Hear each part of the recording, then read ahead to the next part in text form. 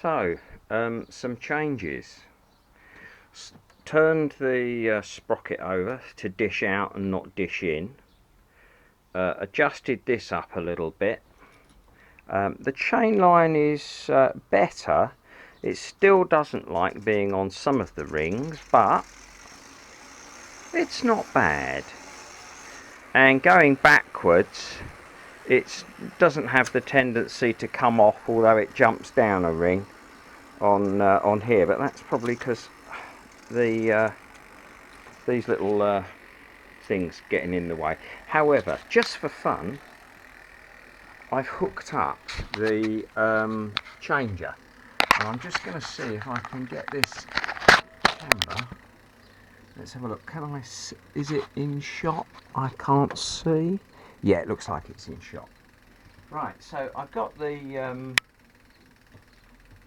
I've got the changer mounted. So if I take it down to, there's first gear, ever so easy. And you notice how quiet it is. This is direct drive. Go to second. Can you hear a ticking? Like a buzzing. Now to third. Gets worse, the buzzing. Like an angry hornet's nest. Fourth. Fifth.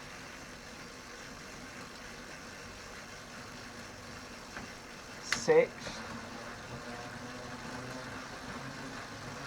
Listen to that.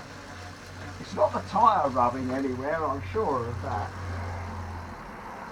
No motor clearance.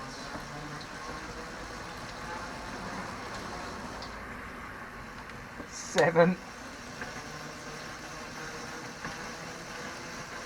8.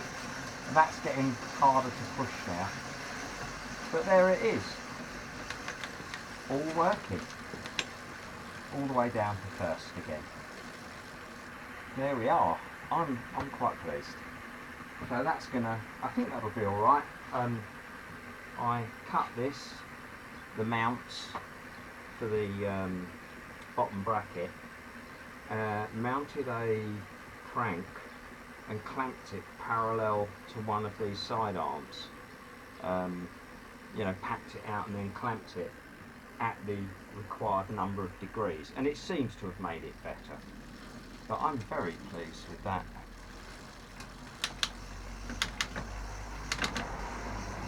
Changer's working. All I need is some 1-inch tube so I can make a handlebar mount. But there we go. I'm very pleased with that. End of filming session.